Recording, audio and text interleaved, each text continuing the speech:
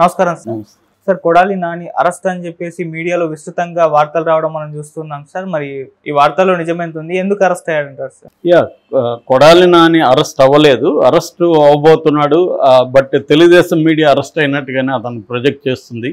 అంటే నాకు తెలిసి ఏంటంటే తెలుగుదేశం మీడియా, తెలుగుదేశం ప్రభుత్వం అంటే కూటమి ప్రభుత్వం రెండు కూడా ఎలా ప్లాన్ అంటే కొంతమందిని అరెస్ట్ చేయబోతున్నా అని ప్రిపేర్ చేస్తున్నాయి. ప్రిపేర్ చేసినప్పుడు అరెస్ట్ చేసినప్పుడు పెద్ద షాకింగ్ ఉండదు, అదొక టాక్టిక్స్. జగన్ లాంటి వాళ్ళకి అది లేకుండా సడన్గా అరెస్టులు చేసే అవకాశం ఉంది. అంటే ఒక పక్క ప్రిపేర్ చేస్తూ ఉంటారు ఓవరాల్గా, Jagan arrest, Kodali Nani arrest, Vamsi arrest, Roja arrest ఇలాగంతా వచ్చాయి ఆల్రెడీ టైటిల్స్లో. రోజా చెన్నైలో అరెస్ట్ అని వచ్చింది, కొడాలి నాని హైదరాబాద్లో అరెస్ట్ అని, వంశీ వల్లభనేని వంశీని హైదరాబాద్ నుంచి గన్నవరం వెళ్తుంటే అక్కడ పట్టుకున్నారని వచ్చింది. కొడాలి అనేది నిన్నటి నుంచి అరెస్ట్ అని వస్తున్నాయి. ఇవన్నీ ఎందుకు చేస్తున్నారంటే ప్రిపేర్ చేస్తుంది తెలుగుదేశం మీడియా, మెంటల్గా ప్రిపేర్ చేస్తుంది అరెస్ట్ అని.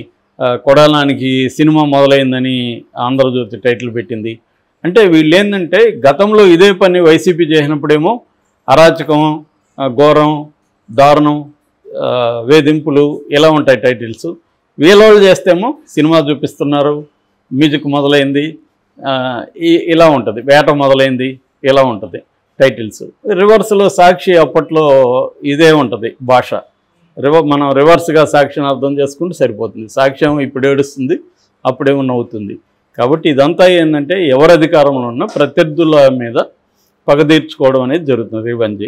సో ఇప్పుడేమి గతంలో జరిగింది కాబట్టి వైసీపీ వాళ్ళు దాడులు చేశారు కాబట్టి ఇప్పుడు తెలుగుదేశం కూటమి ప్రభుత్వం వాళ్ళకి మ్యూజిక్ చూపిస్తుంది, సినిమా చూపిస్తుందని తెలుగుదేశం మీడియా రాస్తుంది. రేపొద్దున మళ్ళీ వైసీపీ వచ్చింది అనుకో, సేమ్ ఇదే వాళ్ళు కూడా మ్యూజిక్లు, సినిమాలు, వెబ్ సిరీస్ అన్నీ వాళ్ళు కూడా చూపిస్తారుగా వీళ్ళకి. దీనివల్ల ఏమవుతుందంటే వీళ్ళతో పోదు. ఇది ఖచ్చితంగా ప్రజల జీవితాల మీద, ప్రజల మొత్తం రోజువారీ జీవితం మీద దీని ఎఫెక్ట్ ఖచ్చితంగా పడుతుంది. రివెంజ్ కోసం కాదు కదా ఎంచుకున్నది. ప్రజలు ఎందుకు ఎంచుకుంటారు? మా సమస్యలను పట్టించుకోండి, అభివృద్ధి చేయండి, మాకు సంక్షేమం చేయండి అనేది ఈ రెండు ప్రధాన కర్తవ్యం. అవి వదిలేసి వీళ్ళు ఒకరి మీద ఒకరు 2014 నుంచి 19 వరకు తెలుగుదేశం ప్రభుత్వం దాడులు చేసింది, మమ్మల్ని ఇబ్బందులు పెట్టిందని వైసీపీ ప్రభుత్వం 2019లో వచ్చి వాళ్ళు ప్రతీకారంతో వాళ్ళు రెచ్చిపోయారు. వాళ్ళు ఇంకొంత డోస్ పెంచారు. సో మీరు మమ్మల్ని చేస్తారని వీళ్ళు ఇంకా పెద్ద డోస్తో దిగారు. ఇప్పటికి కూడా ఇంకా రాధాకృష్ణరాజుకి డోస్ సరిపోవట్లే. ఇంకా ఎందుకు సాక్షిని మూసేయలేదు, ఇంకా దర్జాగా తిరుగుతున్నారు కదా తెలుగుదేశం వాళ్ళు, వాళ్ళని ఎందుకు ఇది చేయలేదు, ఇంకా జగన్ ఎందుకు లోపలేయలేదు అని ఆయన ఓపెన్గా ఎడిటోరియల్సే రాస్తున్నాడు, కొత్త పలుకులో రాస్తున్నాడు. నిన్న కూడా అదే రాశాడు. అంటే వీళ్ళు ఇలా రెచ్చగొట్టడం వల్ల ఏమవుతుందంటే వాళ్ళకు కూడా అందరూ మీడియా కానీ కార్యకర్తలంతా ఇచ్చాను, చంద్రబాబు కూడా ఎక్కడో చోట సరెండర్ అవ్వాల్సి వస్తుంది. నిజానికి చంద్రబాబుకి రివెంజ్ అనేది ఆయనకి బేసిక్గా ఇంట్రెస్ట్ లేదని చెప్తున్నారు ఆయన. ఎందుకంటే ఆయనకు ఒక సువర్ణావకాశం వచ్చింది, సెంట్రల్లో కూడా ఆయనకి ఇవాళ బ్రహ్మాండమైన పలుకుబడి ఉంది. దాన్ని ఉపయోగించుకొని తను కానీ రాష్ట్రాన్ని అభివృద్ధి చేసి ప్రజలకు వీలైనంత సంక్షేమం అందిస్తే ఆయన పేరు శాశ్వతంగా నిలిచిపోతుంది.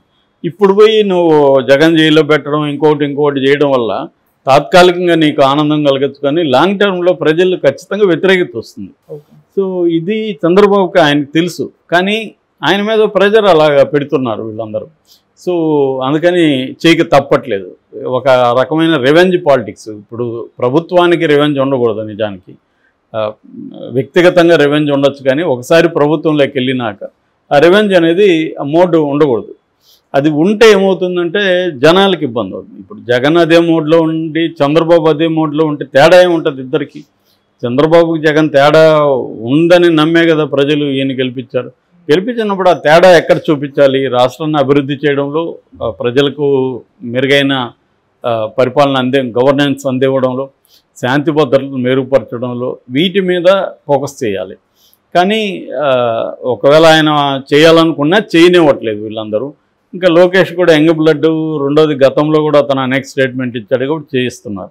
ఇక్కడ కొంతవరకు పవన్ కళ్యాణ్ కనీసం ఆయన తన శాఖల మీద దృష్టి పెట్టి పని చేసుకుంటూ వెళ్తున్నాడు. ఆయనకి లిమిటేషన్స్ ఉంటాయి విత్ ఇన్ ద పరిధిలో. కాకపోతే ఏంటంటే పవన్ కళ్యాణ్, నేను గతంలో కూడా చెప్పాను, ఆయన ఈ రివెంజ్ పాలిటిక్స్ని ఖండించాల్సిన అవసరం ఉంది, ఆయన గైడ్ చేయాల్సిన అవసరం ఉంది. అప్పుడు పవన్ కళ్యాణ్ కూడా ఈ అబౌవ్ ద సోకాల్డ్ పొలిటీషియన్స్ కంటే అబౌవ్ ఉంటాడు, జనాలు వస్తాడు. కానీ ఆయన సైలెంట్గా ఉంటే ఖచ్చితంగా ఆయనకి నెగిటివ్ అవుతుంది. ఎందుకంటే అప్పుడంతా అది ఎవరో చెప్పారు, జగన్ అధికారంలో ఉంటే పవన్ కళ్యాణ్ నాగుబావంలాగా ఉంటాడు, చంద్రబాబు అధికారంలో ఉంటే వానపావంలాగా ఉంటాడని. అలాగా ఉండకూడదు పవన్ కళ్యాణ్. ఎందుకంటే పవన్ కళ్యాణ్ ఒక భిన్నమైన రాజకీయాలు చేస్తానని చెప్పుకుంటూ వచ్చాడు. ఇవాళ ఆ భిన్నంగా లేనప్పుడు మనం మాటిచ్చి తప్పుతున్నాం, హామీలు నెరవేర్చట్లేదు, మనం వాళ్ళని అనవసరంగా వేధిస్తున్నాం అనేది పవన్ కళ్యాణ్ చెప్పగలగాలి. సో దీనికి వీళ్ళ ఇదేంటంటే అప్పుడు మరి మా ఆఫీసుల మీద దాడులు చేశారు, మా వాళ్ళ మీద దాడులు చేసి కేసులు పెట్టొద్దంటారా అని అడుగుతారు. సో కేసులు పెట్టాలి. మరి మీరు దాడులు చేయకుండా ఉండాలిగా, మీరెందుకు దాడులు చేస్తున్నారు? మీరు దాడులు చేసినప్పుడు వాళ్ళని అదే కొడాలి నాని ఇంటి మీద మీ వాళ్ళు దాడులు చేశారు కదా, వాళ్ళని అరెస్ట్ చేశారా? మిథున్ రెడ్డి రెడ్డప్ప ఇంటికి వెళ్ళినప్పుడు అక్కడ పోయి కార్లు తగలబెట్టి దాడులు విజువల్స్ ఉన్నాయి కదా, వాళ్ళని అరెస్ట్ చేశారా? మీ వాళ్ళు దాడులు చేస్తే మీరు అరెస్ట్ చేయకుండా వైసీపీ వాళ్ళు దాడులు గతంలో చేశారని ఇప్పుడు అరెస్ట్ చేస్తుంటే విశ్వసనీయత ఉండదు. రేపొద్దున వైసీపీ వాళ్ళు కూడా ఇదే చెప్తారు, మా వాళ్ళ మీద దాడులు చేస్తే మేము గమ్మున ఉండాలా అని రేపు వాళ్ళు కూడా ఇదే లాజిక్. కాబట్టి ఇక్కడ ఒక బ్యాలెన్స్డ్ అండ్ ఆబ్జెక్టివ్ అనేది లేదు. సమర్థించుకోవడానికి చెప్తున్నారు తప్ప గతంలో దాడులు చేశారు కాబట్టి మేము కేసులు పెడుతున్నాం అంటున్నారు, కానీ మీ వాళ్ళు దాడులు చేస్తే కేసులు పెడుతున్నారా అన్న ప్రశ్నకి ఆన్సర్ లేదు. సో ఇది ఒక విశేష సర్కిల్. అంటే మామూలుగా స్కూళ్ళల్లో వాడికి ఇచ్చాడు కాబట్టి నేను గిల్లాను సార్, నేను ఇచ్చాను కాబట్టి వాడికి గిల్లాను కొట్టుకొని వస్తుంటారు టీచర్ల దగ్గర. ఎవరిది ఎవడిది స్టార్ట్ అయిందనే చెప్పలేం. అట్లాగే ఉంది ఇది కూడా చిన్నపిల్లల గొడవల్లాగా.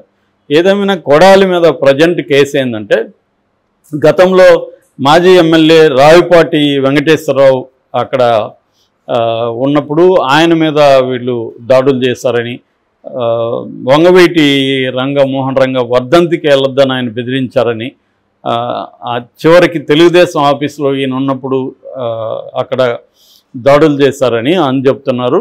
ఈ దాడుల్లో కొడాలి నాని ప్రమేయం ఉంది. చివరికి అక్కడ కే కన్వెన్షన్లో క్యాసినో నిర్వహిస్తున్నాడు కొడాలి నాని అని చెప్పి తెలుగుదేశానికి సంబంధించిన ఒక ఫ్యాక్ట్ ఫైండింగ్ కమిటీ 2022 జనవరి 21న వెళ్ళింది అక్కడికి, గుడివాడికి. నిజ నిర్ధారణ కమిటీ తెలుగుదేశానికి వెళ్ళినప్పుడు వాళ్ళ మీద దాడులు చేసి ఆఫీస్ మీద దాడులు చేశారు. ఆ కేసుని ఇప్పుడు బయటికి తీశారు. ఆ కేసులో దుగ్గుపాటి భూషణ్ అని కొడాలి నాని అనుచరుడు, అట్లా కొడాలి నాని ఇంకొంతమంది మీద ఆల్రెడీ కొన్ని సెక్షన్స్తో కేసులు పెట్టారు. సో ఈ కేసులో కొడాలి నాని అరెస్ట్ చేస్తారని అంటున్నారు. దీనివల్ల ఫైనల్గా ఏం జరుగుతుందంటే కొడాలి నానికే మేలు జరుగుతుంది. ఎందుకంటే కొడాలి నాని ఇవన్నీ ఫేస్ చేయడం వల్ల కొడాలి నానికి సింపతి క్రియేట్ అయ్యే అవకాశం ఉంటుంది తప్ప అల్టిమేట్గా ఇప్పుడు చంద్రబాబును అరెస్ట్ చేసి జగన్ తప్పు చేశాడనేది అందరూ చెప్తున్నది. ఎందుకంటే చంద్రబాబును అరెస్ట్ చేయడం వల్ల అతనికి జరిగిన మేలేంటి? తెలుగుదేశం కకావికలం అయిపోతుంది, మొరేల్గా దెబ్బతింటుంది అనేది అనుకున్నాడు. అదేం జరగలేదు. రివర్సల్ అతనికి చెడ్డ జరిగింది. ఎందుకంటే తెలుగుదేశం వల్ల కసి పెరిగింది, మనం ఈసారి గెలవాలి, ఎట్లన్నా చంద్రబాబును గెలిపించాలని కసి పెరిగింది. అట్లాగే సాధారణ జనంలో కూడా 75 ఏళ్ళ ఆయన 74 ఏళ్ళ ఆయన్ని తీసుకెళ్ళి జైళ్ళల్లో పెట్టి ఆయన ఆరోగ్యం బాగాలేదు అది ఇదని ఒక నెరేటివ్ జనంలోకి వెళ్ళింది, కొంచెం సింపతి గెయిన్ అయింది. సో ఇప్పుడు వీళ్ళు కూడా ఇదే చేస్తే మళ్ళీ జగన్కి సింపతి వస్తుంది, జగన్ చుట్టూ ఉన్న అందరికి కూడా మళ్ళీ సింపతి వస్తుంది, కేడర్ అంతా యునైట్ అవుతుంది. జగన్ మీద అసంతృప్తితో, మామూలుగా అయితే జగన్ మీద అసంతృప్తితో కేడర్ ఉంది. ఇప్పుడు ఆ కేడర్ కూడా జగన్ వెంట ర్యాలీ అవుతుంది. ఎందుకంటే మనల్ని వేధిస్తున్నారు అని చెప్పి వాళ్ళు కూడా యునైట్ అవుతారు. ఎప్పుడైనా పిల్లినైనా కూడా ఒక కార్నర్ నెడితే తిరగబడుతుంది. అలాగా వీళ్ళు ప్రధానంగా గవర్నెన్స్ మీద, డెవలప్మెంట్ మీద, సంక్షేమం మీద, లా అండ్ ఆర్డర్ మీద వీళ్ళ దృష్టి పెట్టడం, కేంద్రం నుంచి ఫండ్స్ తీసుకురావడం, విభజన హామీలు నెరవేర్చేట్టుగా చూసుకోవడం, చాలా పనులు ఉన్నాయి యాక్చువల్గా.